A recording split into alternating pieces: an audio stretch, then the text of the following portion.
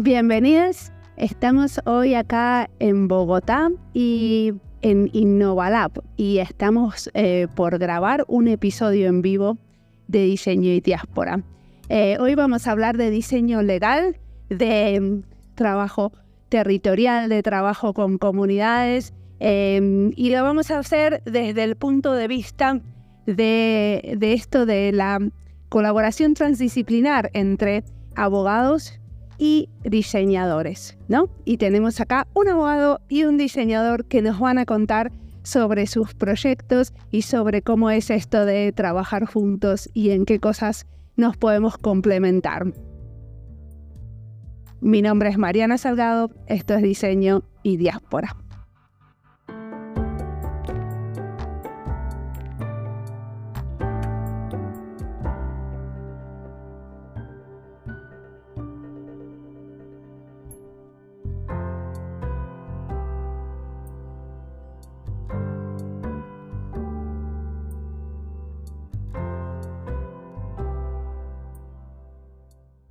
¿Quieren presentarse? Claro que sí, Mariana, muchas gracias por la invitación. Mi nombre es Juan David Contreras, soy diseñador, trabajo en Áptica hace un buen tiempo y bueno, un apasionado también por toda la innovación que se puede hacer desde el sector público. ¿Y qué diseño estudiaste? Yo estudié diseño sin apellido, tengo también una maestría en humanidades digitales y bueno, ha sido un poco más enfocarse en el diseño estratégico, en el diseño de servicios y en el diseño público. Y no siempre trabajaste como consultor, ¿cierto? No, también estuve al interior de una entidad pública trabajando allá desde el mundo del diseño, una cosa rara porque yo era como el bicho raro ahí dentro de la entidad. Ah, eso de bicho raro yo lo conozco. Sí, claro. Y decime, ¿cómo fue eso del pasaje de primero ser consultor, después ir a una entidad pública y después volver? Fue un golpe duro porque pues como consultor trabajas en tu medio y te conocen por lo que haces. Cuando llegas a este lugar en donde eres el bicho raro, toda la cultura empieza a cambiar de cierta manera y eso pega. Entonces toca empezar a construir esa cultura que traías desde otro lado, a construirla al interior de una entidad pública. ¿Cuánto tiempo estuviste en el sector público? 1 año. Y acá tenemos a otra personita más que nos va a charlar del diseño legal también. Hola Mariana, gracias por esta invitación. Un saludo también para la audiencia del podcast, del que también me declaro fan. Yo soy Juan Pablo Carbonell, soy abogado de la Universidad de los Andes, un abogado rarito porque no me dedico a los temas tradicionales a los que nosotros normalmente nos dedicamos. No soy un abogado de firma, sino que soy un abogado que trabaja en temas de diseño legal y también de diseño de servicios. Y aplico metodologías centradas en las personas para transformar sus vidas y hacerlas mejores. ¿Y qué podrías decir que es el proyecto que más transformador de vidas fue en los que trabajaste? Es una pregunta difícil porque en todos siempre intentamos que lo que hagamos sea útil, sea eficaz, pero creo que el que más me ha marcado fue uno que trabajamos sobre educación ambiental para las comunidades vulnerables en Colombia. ¿Y por qué te marcó ese proyecto?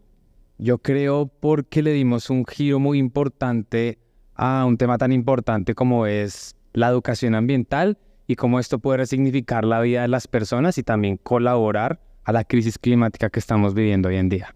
¿Y los dos trabajaron en ese proyecto? Así es. Perfecto. Entonces me cuentan, empecemos. ¿Quién contrató ese proyecto? Bueno, ese proyecto fue pensado por el DNP, la política pública vino desde el DNP. El DNP es el Departamento Nacional de Planeación, es una de las entidades que formula política pública acá, pensando en el futuro, pero no las implementa. Entonces, luego van a venir otras entidades que van a implementar de acuerdo a pequeñas acciones.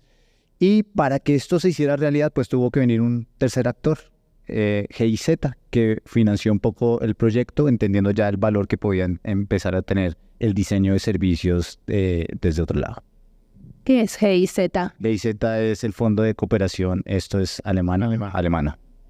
Financia proyectos de desarrollo. El Fondo de Cooperación Alemana financia para que un estudio de diseño entre a ayudar a hacer una política pública. Exactamente. Y no solo lo hacen para la implementación, sino lo hacen también para el diagnóstico, pero en este caso lo hicieron para que pudiéramos hacer realidad esta solución.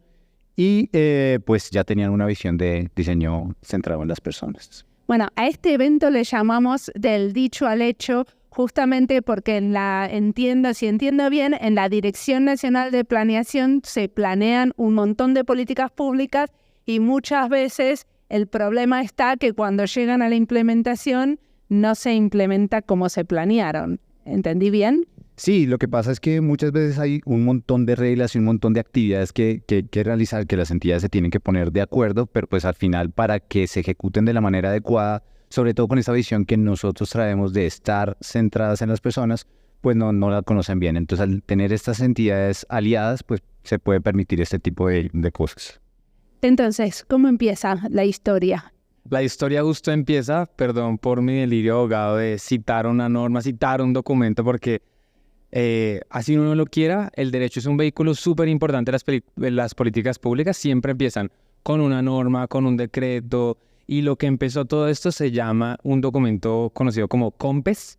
El COMPES es el Consejo Nacional de Política Económica y Social, es decir, donde está la gente más dura, más preparada en temas de políticos sociales y que asesoran al gobierno y también al DNP para generar las políticas públicas y la ruta que hay que seguir. Y el documento que originó todo se llama COMPES 4058, que hablaba sobre la política que tenía que tener Colombia acerca de cómo prepararnos para desarrollar las capacidades sectoriales para el cambio climático y la variabilidad climática. Y era un documento gigantesco de 100 páginas, y en una de esas 100 páginas decía que para fortalecer las capacidades de las personas, es particularmente la sociedad civil, porque esto no solo puede ser desde el Estado y desde el sector privado, sino hay que incluir a la sociedad civil, justamente la participación que mencionas tú bastante, Mariana. Hay que generar unos lineamientos pedagógicos, es decir, hay que enseñarles a las personas, mostrar una manera de enseñarles acerca de estos temas ambientales. Y eso que les acabo de contar es súper etéreo. Entonces nosotros lo que comenzamos a desarrollar fue lo didáctico, es el cómo uno enseña las cosas, y lo táctico es el contenido, lo que teníamos que enseñar. Entonces mapeamos a nivel general todas estas capacidades ambientales que uno necesita, y a partir de eso ya íbamos aterrizando nuestras ideas. ¿Cuáles son las capacidades ambientales?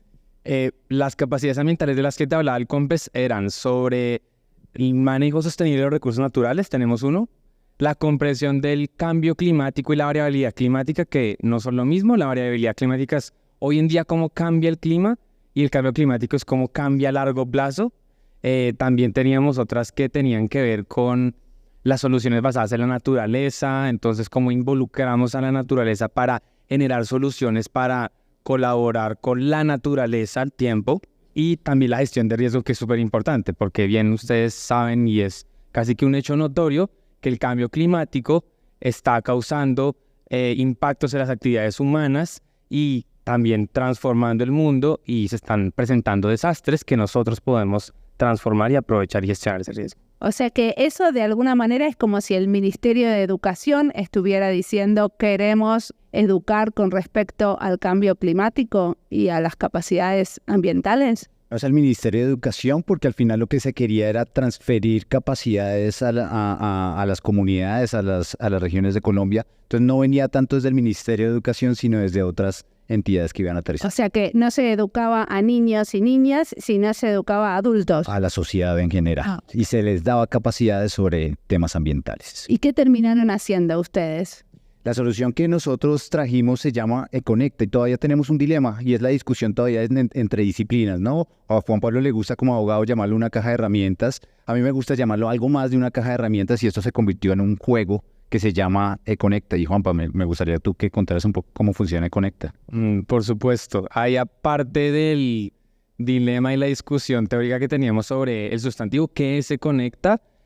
Básicamente es una herramienta que te ayuda para hacer muchas cosas, pero también es un juego, y consiste en cómo a través de una pequeña cajita, tú a las personas de los territorios colombianos les puedes enseñar sobre estas capacidades que ya les comenté, a medida que resuelven problemas de su cotidianidad que tienen que ver con esta gestión del desastre, de riesgos, del cambio climático, de soluciones basadas en la naturaleza.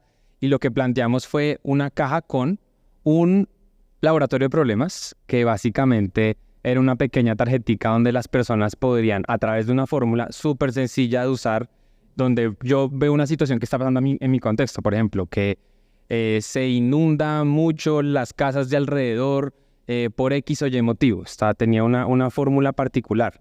Yo aterrizo esa situación y a través de una caja más pequeña de herramientas donde ya tenemos dinámicas y también de un glosario, en donde es básicamente un Wikipedia portátil, las personas podían entender esos conceptos complejos sin necesidad de ser las personas más técnicas y a partir de eso aplicar esas herramientas que ya son las dinámicas a los que Juanda se refería un poco como que tienen ese tinte de juego y a medida que van haciendo eso, van resolviendo ese reto que se plantearon al comienzo y lo hacemos a través de 3 etapas. La primera que es conocer, entender y actuar, porque tú primero conoces tu entorno, entiendes qué está pasando, luego profundizas en el entender porque vas más allá de lo obvio. Sí, hay árboles, hay edificios en mi contexto, pero ¿cómo son las dinámicas? ¿Cómo son las interacciones entre eso?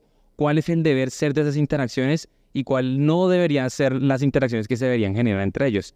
Y ya por último el actuar, que siempre es lo más difícil en estos términos de educación ambiental, porque la idea es que queremos que la gente actúe y realice estrategias para transformar esa realidad. ¿Pero esto tenía forma de juego de mesa, por ejemplo? Sí, justo tenía 3 tableros.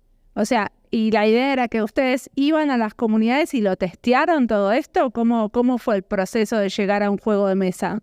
Eso es interesante, Mariana, porque esa es la visión que nosotros tenemos. En una conversación previa que tuvimos contigo hablábamos de esa visión muy de Stanford, de lo que es el pensamiento de diseño. Acá quisimos romper un poquito el molde también por lo que se necesitaba y no empezamos por el típico empatizar, sino que es algo que tenemos para una segunda fase. Teníamos que empezar a movilizar al sector público y generar una solución.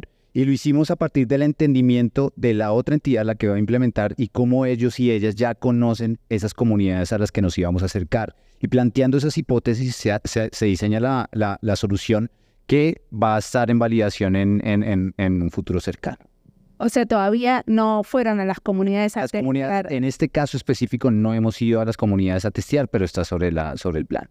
Ok, y la idea es que esto se replique en toda Colombia. Sí, y precisamente esa pregunta me parece muy interesante porque esto implica una gestión bastante fuerte. Es un juego, esto requiere impresiones, esto tiene un tema de recursos, de costos, y nosotros lo que hicimos fue soñarnos cómo podía ser la herramienta más potente, pero no quiere decir que esa herramienta no se pueda aterrizar en unas formas mucho más sencillas. No quiere decir que no pueda existir una versión digital o que pueda existir una versión en donde solo sean las herramientas que sean mediadas por unos expertos. Pero nos soñamos esa herramienta que pudiera llegar al territorio que es bastante potente para las comunidades. O sea que ustedes van a capacitar a facilitadores para jugar ese juego. Esa es una de las versiones, pero la versión más grande es donde la comunidad sola puede utilizar el juego por sí solos.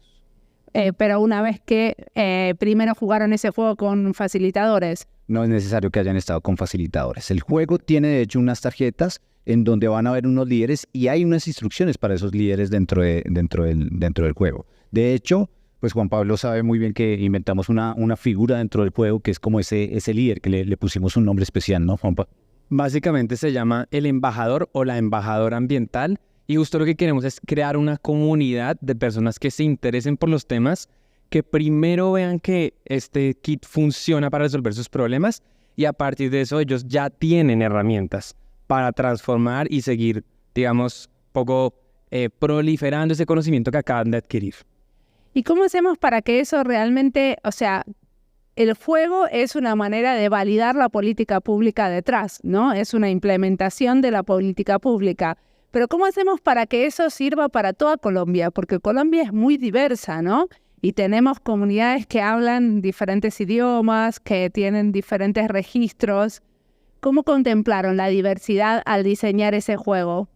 Es una excelente pregunta y lo más desafiante de esto es que uno pensaría que es implementación, pero yo creo que incluso fue formulación porque a nosotros llegaron y nos dijeron lineamientos pedagógicos. Eso es súper amplio y el proceso que hicimos de aterrizar eso fue muy difícil. Y claro, con esa preocupación en mente que tú mencionas, Colombia es un país demasiado diverso y pluricultural donde las formas y las idiosincrasias de las personas importan muchísimo. Entonces, teniendo eso en mente, lo que hicimos fue plantear una caja y un kit de la forma más general posible para que las personas pudiesen utilizarlo y que fuese lo más intuitivo posible. Y acá me gustaría mencionar una última cosa, y es el gancho de atracción a las personas es un poco el hecho de que puedan utilizarlo para resolver los problemas cotidianos que están viviendo con respecto a la naturaleza, con respecto a su entorno.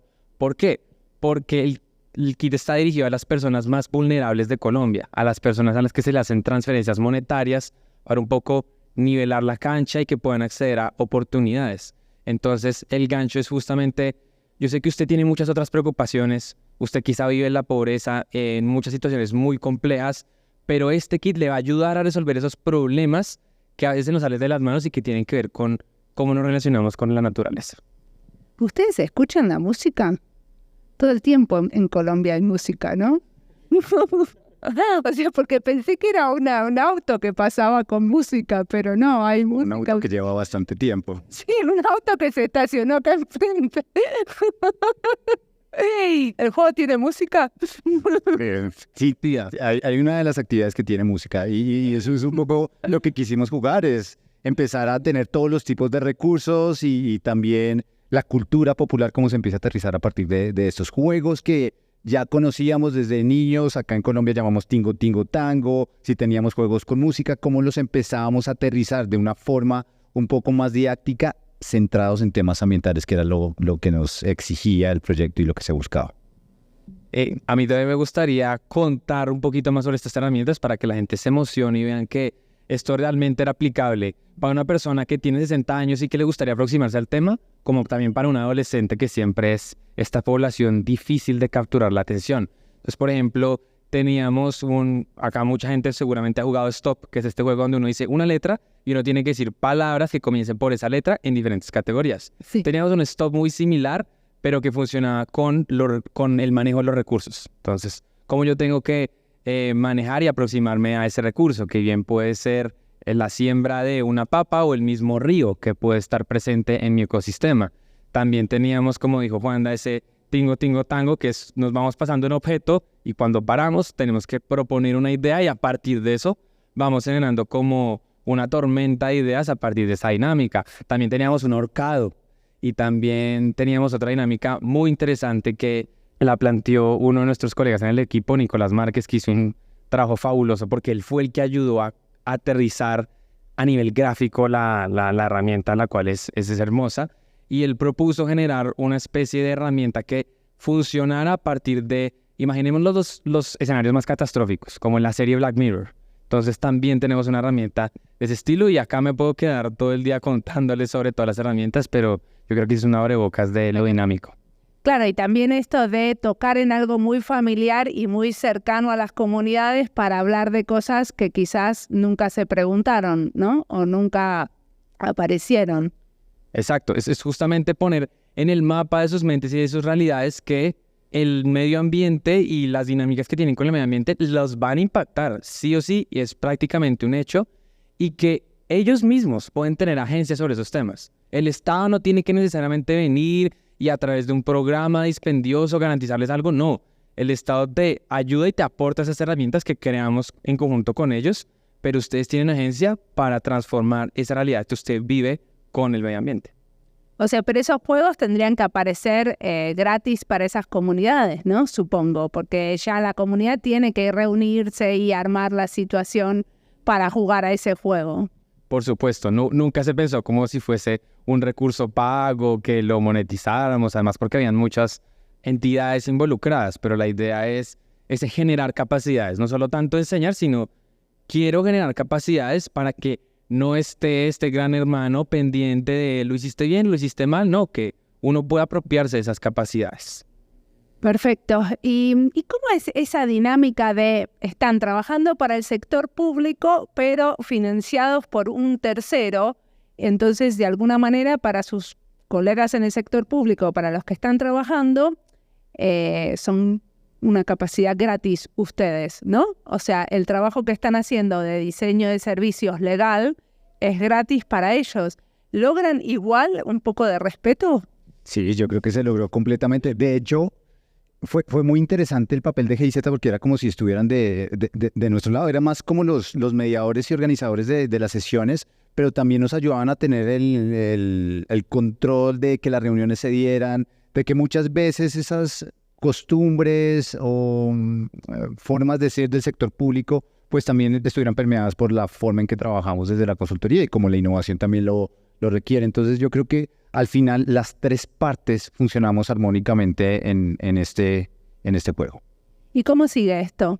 Esto sigue en que vamos a tener que tener unas conversaciones posteriores con la entidad que va a implementar esta solución por diversas razones. En Colombia estamos en un cambio de gobierno que ya lleva un año el cambio de gobierno, pero ahí vamos. Y esto implica cambios de directivas. Entonces, precisamente la entidad que implementa está en ese cambio. Y por eso nos han hecho como unos cambios en los cronogramas que tenemos, pero tenemos próximamente una conversación con la persona encargada de implementar esta solución.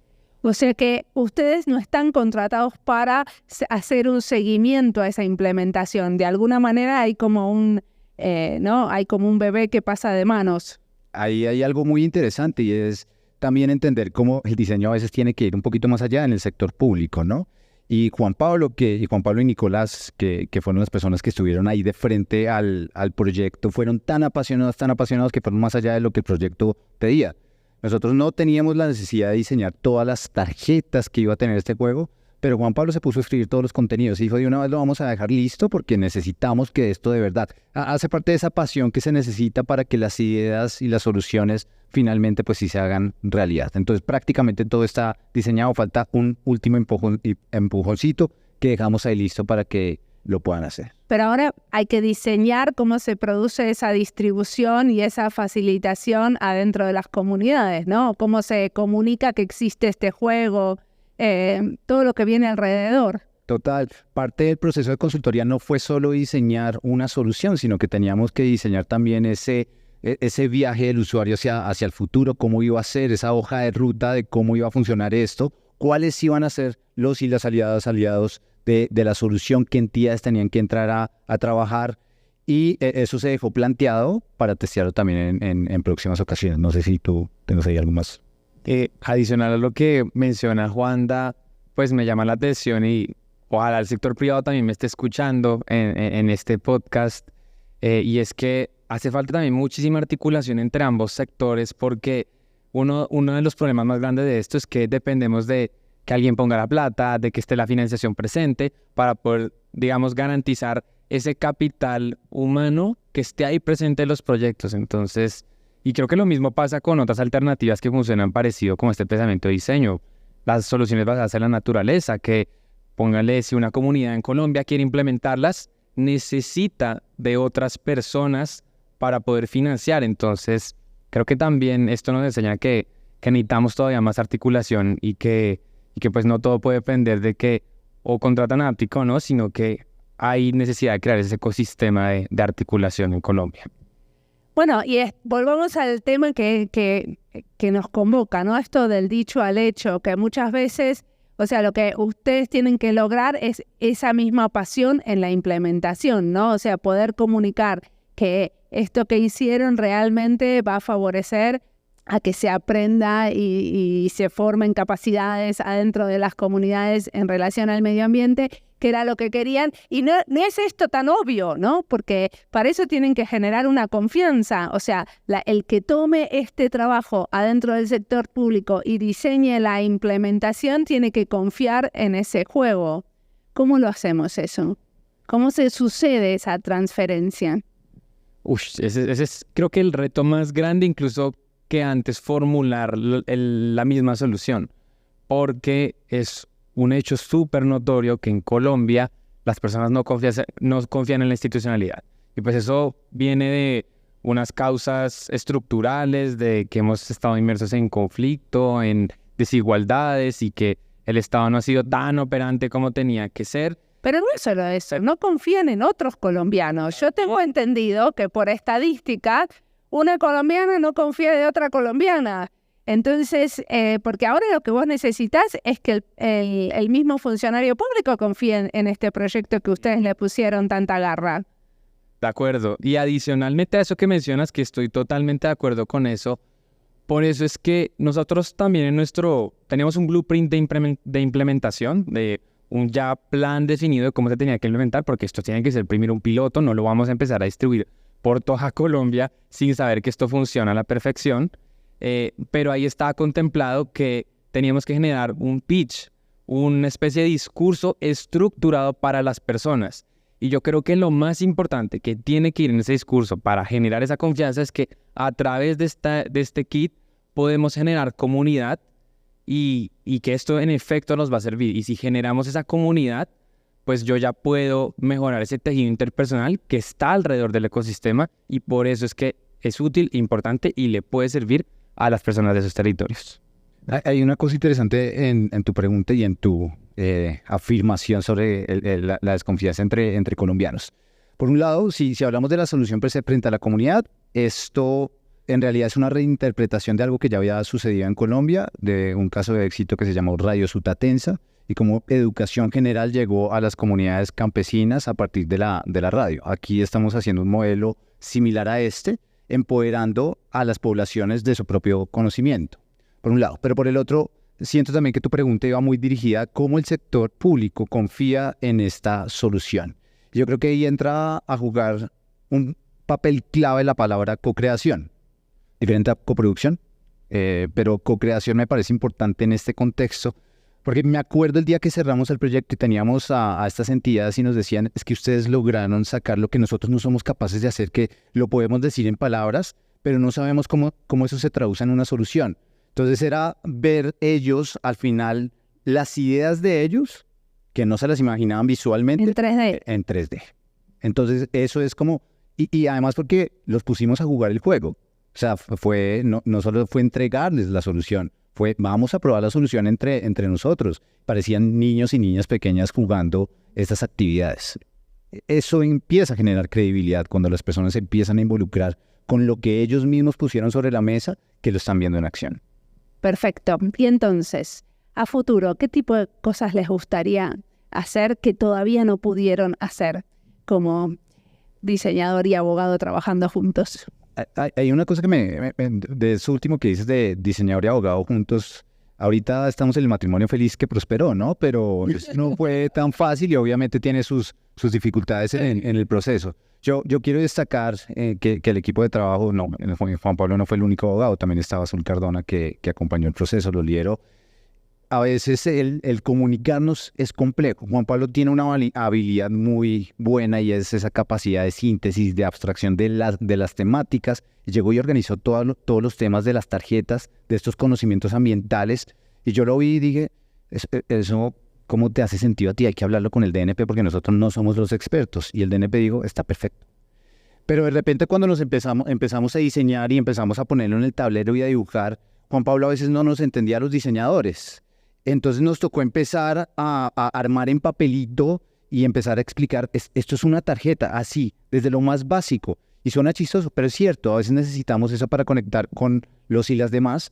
Y empezamos, y Juan Pablo me acuerdo un día que ya me llegó con el juego armado. Él era la persona más orgullosa del mundo porque Nicolás, su compañero, lo había enseñado a cortar y pegar esto que aprendemos en el jardín, que se nos olvida con el tiempo, y me llegó con las tarjetas, perdón Juan Pablo, me llegó con las tarjetas totalmente armadas y era la persona más orgullosa y mira cómo quedó, y yo decía, la impresión pudo quedar mejor, las cosas podrían cambiar, pero Juan Pablo se sentía orgulloso.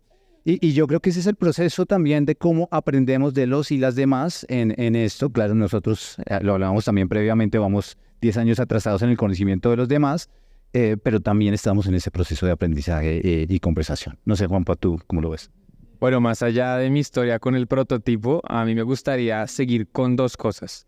La primera es con ese trabajo interdisciplinario que ya tenemos y que hay que seguir profundizando, pero es interdisciplinario y no multidisciplinario, y pues la gente que me conoce sabe que yo hago mucho esa diferenciación porque cuando es multi, cada quien pone de lo que sabe y ya quedó listo un producto. Entonces son varias piecitas.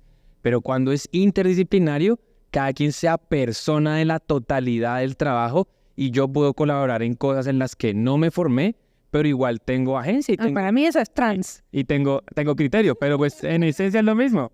En esencia es transdisciplinario. Sí. Y yo podía decirle, por ejemplo, a Nicolás, Nico, ¿qué tal si la disposición del diseño puede ser de otra manera? Y él también me aportaba desde la cuestión estratégica. Entonces, pues, nos encarretamos tanto, nos encariñamos tanto con el proyecto que ya se volvió algo personal, que era de todos y que cada quien no ponía una pieza, sino que ponía todo de sí para hacerlo.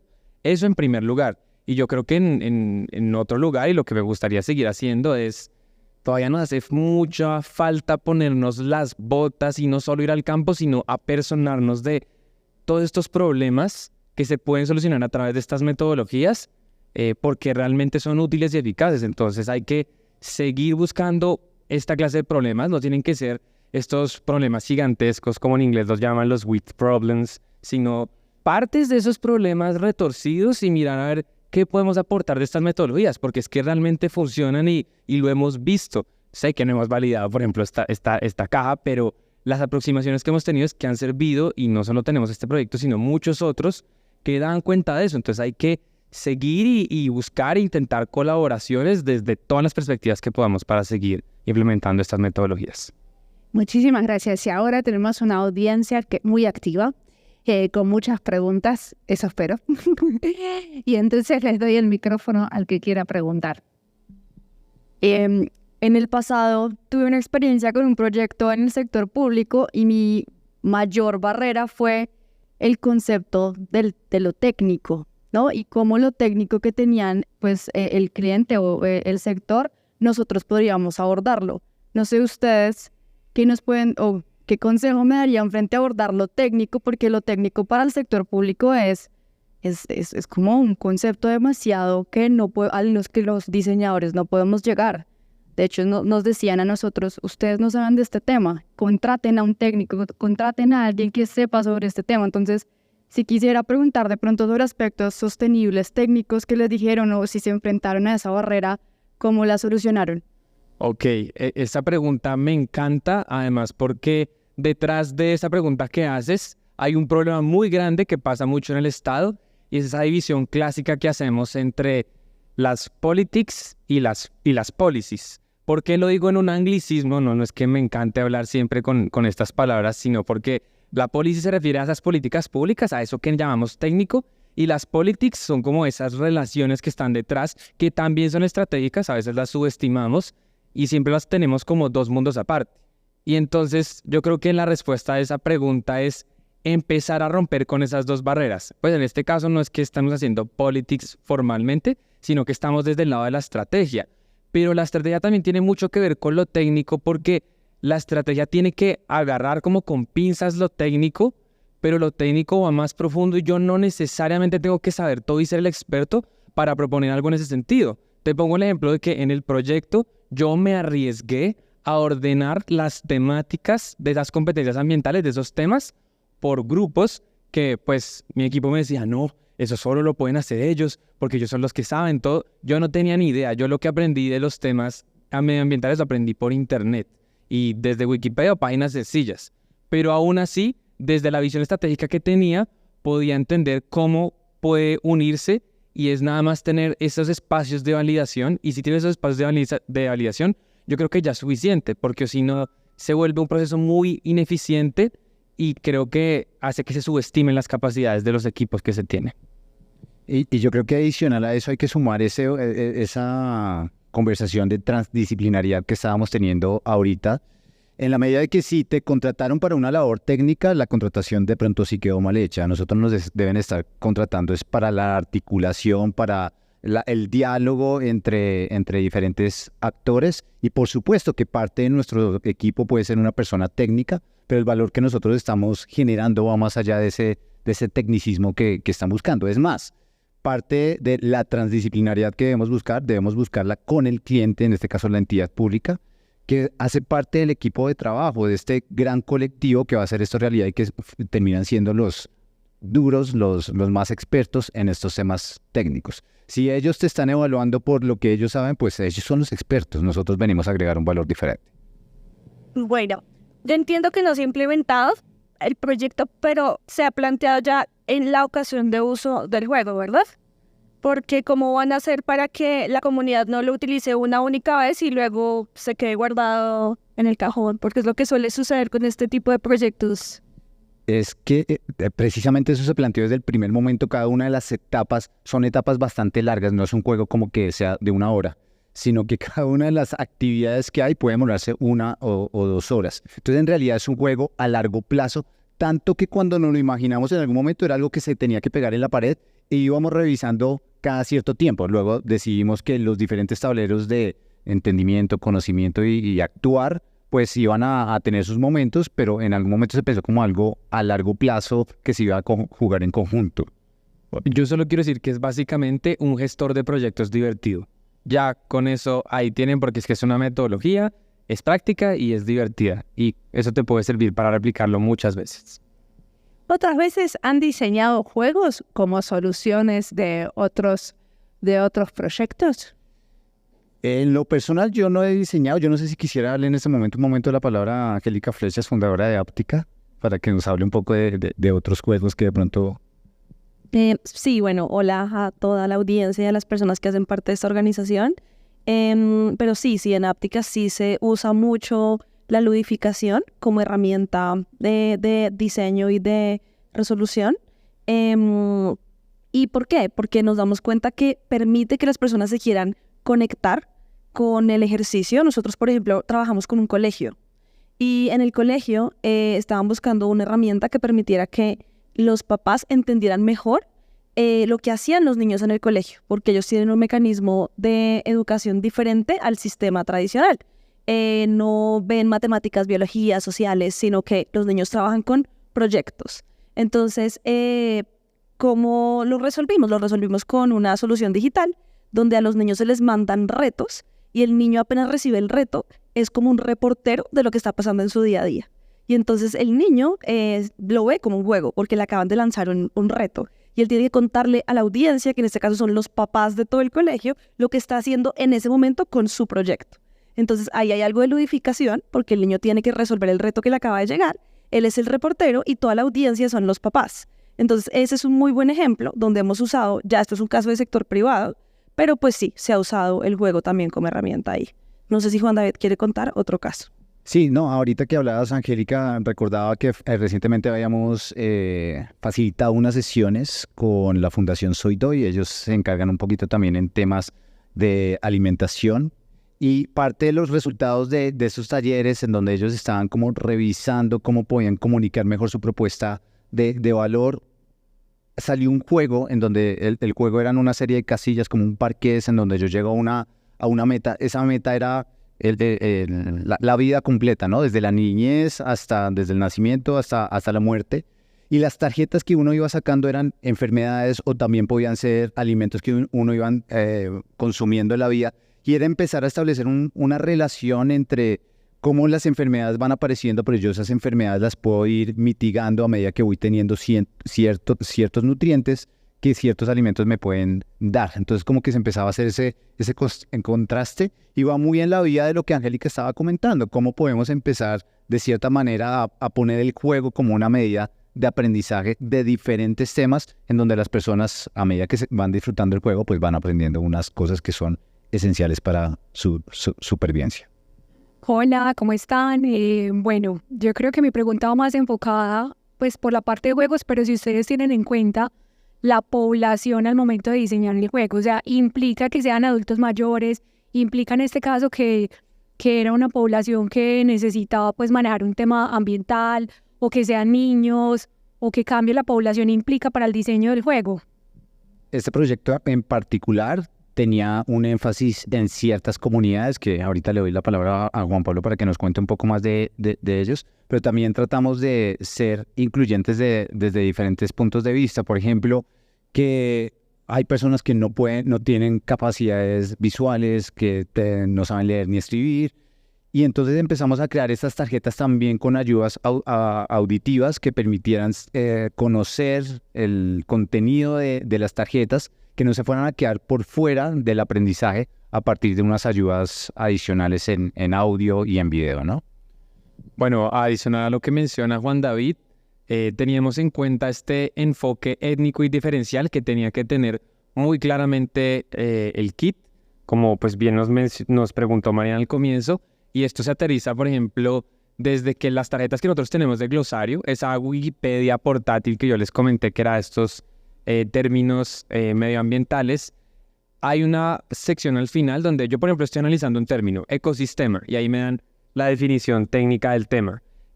También al final teníamos una pregunta y es, ¿cómo lo llamas tú? Un poco para resignificar ese lenguaje que le pueden dar otras culturas que hablan otros idiomas o que se refieren a esos términos en otras expresiones. Ese como primer ejemplo. Pero también para contarles que las poblaciones a las que se hacía referencia en todo este proyecto eran las poblaciones que hacen parte de las transferencias monetarias en Colombia. Entonces, esos subsidios que están o no a veces condicionados por ciertas características que yo tengo que cumplir para que me garantice el subsidio. Y ahí están Colombia Mayor, que es un programa que es para los adultos mayores en Colombia que no tienen otra manera de subsistir. Está Jóvenes en Acción, que son la clasificación joven en Colombia es de 14 a 28 años y uno tiene que estar matriculado en una institución educativa para recibir el subsidio. Y por otro lado, el subsidio más general de que tiene Colombia, que es relevante a Familias en Acción, que ya no se va a llamar así, sino que el gobierno le está cambiando el nombre. Entonces, por eso no quiero profundizar en ese nombre, pero esto sí tiene que ver con el grueso de la población a la que se le quiere apuntar, que son familias que tengan entre 1 o 2 hijos que estén matriculados en una institución educativa. Entonces, en ese sentido, pues teníamos que hacer una caja, si ven que todavía tenemos conflictos con el término que le damos a la solución, que le aplicara a distintas personas. Entonces uno ya sabe que tanto los adolescentes como las personas mayores tienen un rango de atención incluso menor al de la persona promedio. Entonces, tanto los conceptos que se explican como las actividades que se realizan tienen que ser muy prácticas y fáciles de entender para que puedan implementarlas. Y ahí les boto también dos ejemplos en las que se puede aterrizar esto. Bueno, buenas tardes a toda la audiencia que está escuchando este podcast. Yo les quería preguntar sobre 2 cosas. La primera, ¿cómo fue para ustedes el proceso de alineación con los diferentes actores, el DNP y también el financiador del que nos hablaban? Porque para mí en los proyectos de diseño es muy importante como traducir los diferentes puntos de vista para llegar precisamente como a ese punto en común del que trata la transdisciplinariedad. ¿Cómo fue? ¿Cuáles fueron los retos que se encontraron ahí para tener esas conversaciones con estos actores? Si tuvieron como input también como de las conversaciones que ellos tenían con la comunidad y ustedes cómo la tradujeron, como cuál fue ese proceso de traducción para llegar a aterrizarlas en el juego. Bueno, también una pregunta súper interesante, además porque siento que este es un caso muy particular, porque no tuvimos tantos dolores en ese sentido, porque creo que nos preparamos muy bien porque sabíamos a lo que nos enfrentamos. Sector público, sector privado, 3 actores adicionales a Áptica, los que teníamos que articular. Entonces creo que nuestro norte principal fue mantenerlo sencillo, como dice en inglés, keep it simple, y no ir más allá de las terminologías, de lo que queríamos hacer, y creo que eso es una virtud grande que nos otorga el derecho, por lo menos en este caso, y es que es muy preciso y muy concreto. Entonces, si hablamos en términos de ideas, queremos proponer esto, y ustedes necesitan hacer esto, y necesitamos ustedes esto y esto.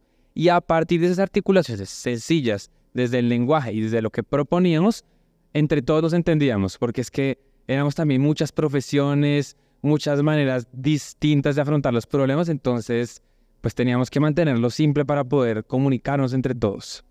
Sí, yo creo que esto va desde lo simple hasta lo complejo. Lo simple es cómo nos comunicamos en el día a día y pues funcionó perfectamente una herramienta que todas y todos conocemos como lo es WhatsApp. Por ahí nos comunicábamos con las entidades públicas, con GIZ y entre nosotros. Y tratamos de ser muy disciplinados al reunirnos una vez a la semana. Nunca falló la reunión, siempre estuvimos ahí constantemente.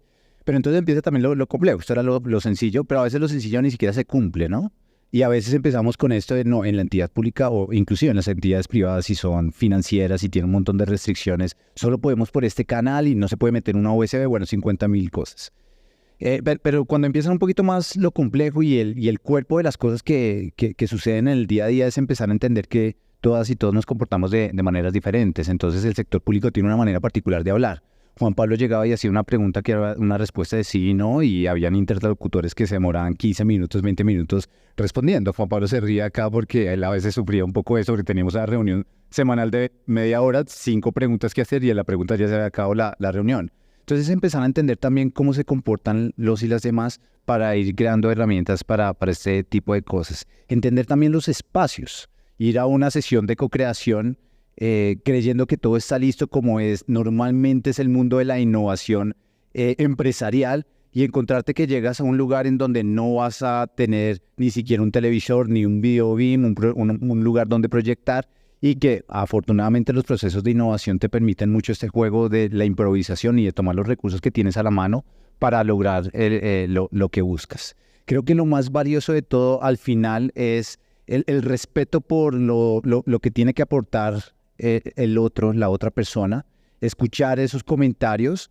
uno proponer también esos puntos de vista, pero pues encontrar esos puntos medios, y creo que en esa medida, en este proyecto particular, no voy a decir que es la generalidad. Sabemos que hay ocasiones en donde puede ser complejo, pero las 3 partes que estuvieron acá involucradas, 4 entidades, 3 partes, logramos entender ese punto de vista de los demás, respetarnos y llevar, que al final era lo importante, superar el ego y llevar el objetivo, el proyecto al objetivo que se había planteado. Hola, ¿cómo están? Voy a hacer una pregunta que se sale un poquito de lo que estamos hablando, pero no quiero perder la oportunidad de preguntarles. Y doy un poco de contexto. Nosotras somos 2 estudiantes de Derecho, estamos en 9º semestre y hasta ahorita tuvimos la oportunidad de ver una clase llamada Legal Design en una intensificación, y la vemos de hecho con una abogada áptica que se llama Nicolás, y para nosotros fue como wow, encontrar como una materia tan diferente a lo que hemos visto durante 5 años. Y nos gustó tanto que queremos hacer una tesis que está como enfocada en esto, y es como rediseñar el protocolo de nuestra universidad que se utiliza para los casos de violencia basadas en género, porque este protocolo pues en realidad no funciona, tiene demasiados obstáculos para las mujeres y ellas al final terminan como desertando de ese camino, pero pues hasta ahora estamos como entrando y conociendo y aprendiendo porque hemos sido formadas como por 5 años, entonces no tenemos como esa posibilidad de interdisciplinariedad en el proceso. Y no sé cómo qué tan viable sea o qué consejos nos podrían dar para poder lograr como este objetivo que tenemos, porque la verdad nos interesa demasiado. Ok, no, una pregunta también fascinante, porque además yo me puedo reflejar en las experiencias que tuvieron ustedes, porque yo también soy pues abogado puro y me encanta el derecho y me encanta la filosofía del derecho, y desde esa perspectiva que es más un poco formalista, podríamos decirlo así. Pero como quiero comenzar mis respuestas a ustedes es, háganle con toda y confíen en el proceso y en la metodología. Ya les voy a explicar por qué. A mí siempre me ha gustado esto y me cautivó porque a pesar de que ustedes sean abogadas, tengan una formación súper estructurada, hermética, cerrada, que a veces no nos permite salirnos de un molde, ustedes también son humanas y ustedes también tienen sentido común. Y esto hace sentido. ¿Por qué? Porque sirve, porque se puede comprobar desde el empirismo, desde la realidad, que esto funciona y puede transformar las realidades de las personas si uno lo hace adecuadamente. Entonces, yo creo que no van a tener problemas, es solamente una disposición que uno tiene. Y ahora sí, ya creo que el mayor consejo que les puedo dar desde la metodología es que esto es muy frustrante al comienzo. Y creo que Mariana, Angélica y todas las personas que son diseñadoras acá me van a entender, porque cuando nosotros mostramos y explicamos cómo funciona esto, esta metodología al comienzo es como un nudo gigantesco y después se va aclarando hacia donde yo tengo que ir. Y es porque los problemas y la vida es compleja y no podemos ser tan arrogantes de pensar que ya a partir de que lo vamos a empezar a comprender, ya nos vamos a saber todas las alternativas y todos los caminos que va a tener ese problema. Entonces, por eso, ténganse paciencia. Cuando yo comencé a estudiar esto, que fue en la universidad, y después pude trabajar en la universidad, también hice mi tesis de eso, y después, gracias al universo, estoy acá en Áptica haciendo esto que me gusta. Yo sufría mucho, y en los trabajos en grupo, yo decía, no, pero es que este va por otro lado, yo voy por otro, no sabemos hacia dónde apuntar en el problema. Eso se va a ir aclarando con la metodología. Eso sí, la metodología tampoco es infalible. El legal design tampoco es la última alternativa para los problemas del Estado ni del mundo. pero sí es una gran herramienta que tenemos que seguir nutriendo, y ya como abogadas el último consejo que les doy es: necesitamos hablarle también a los abogados en este mismo lenguaje. Entonces, hablarles desde la teoría del derecho de por qué esto sirve, porque esto no es malo, no me malinterpreten mis colegas diseñadores y diseñadoras, que el diseño legal ya tiene demasiado diseño y ya está más tirado hacia otra disciplina, y por eso tenemos que un poco balancear esa carga y meterle también los contenidos jurídicos necesarios para que la metodología se entienda, y así convenzcamos a más personas de que esto es lo ideal y que esto es un gran camino y una alternativa. Mi consejo práctico también sería que busquen dentro de la universidad colaborar con diseñadores, porque hay diseñadores que trabajaron en protocolos en relación a la perspectiva de género. Entonces, escuchar a otros diseñadores y tener, por ejemplo, a alguien que les guíe la tesis en que sea un diseñador puede ser también una alternativa de carácter práctico que les puede ayudar. Bueno, mi pregunta va ligada a un poquito a la implementación del proyecto, o sea, pensando un poquito en el futuro. ¿Cómo podemos pensar en cómo medir este tipo de respuestas en innovación social cuando estamos hablando de políticas públicas? Y tanto así pensando también en la población a la que estamos dirigiendo el proyecto, para pues enfocarlo a futuro y que pues de esto se vuelva un poquito más a gran escala, y que podamos empezar a iterar o ver a través de estas métricas que se puede hacer a futuro. Ok, perfecto. También es una cuestión interesante en la medida en que necesitamos siempre validar y asegurarnos de lo que estemos haciendo está bien y es correcto lo que estamos realizando. Yo creo que desde una perspectiva ya desde el diseño y como desde lo más cualitativo, pues siempre es muy importante ir al campo, reconocer las necesidades, en nuestra bitácora notar cómo las personas van interactuando, y desde la etnografía ver cómo las personas se desenvuelven en sus espacios, poder ver si esto funciona o no. Y lo otro ya un poco más riguroso desde lo cuantitativo, y acá pues es mi llamado diciendo con lo que venía anteriormente, es que tenemos que seguir nutriendo al diseño legal y al diseño como tal de otras metodologías, de otras ciencias que nos pueden ayudar a comprender mejor lo que estamos haciendo. Entonces, si hablabas de lo cuantitativo, pues existen un montón de herramientas de política pública que existen. Las evaluaciones aleatorias para ver el impacto que tienen o no los programas que uno está haciendo. También las ciencias comportamentales. Esto es súper esencial acá, que también se puede medir también en términos cuantitativos para saber cuáles son las motivaciones de las personas y cómo esas motivaciones están alineadas con la solución que yo estoy planteando. Y así nos podemos quedar planteando metodologías, pero la idea es que sigamos buscando qué otros mecanismos tenemos y no nos acostumbremos a utilizar las herramientas que tenemos siempre para validar lo que hacemos. Como siempre, la música del podcast es de Antonio Zimmerman. El diseño de sonido es de Julián Pereira. Este podcast está publicado con licencia creativa común con atribuciones. Esto fue Diseño y Diáspora. Pueden seguirnos en nuestras redes sociales en YouTube, Instagram y LinkedIn y Twitter, o visitar nuestra página web diseñoydiaspora.org. No olviden recomendarnos y recomendar nuestros libros. Nos escuchamos en la próxima.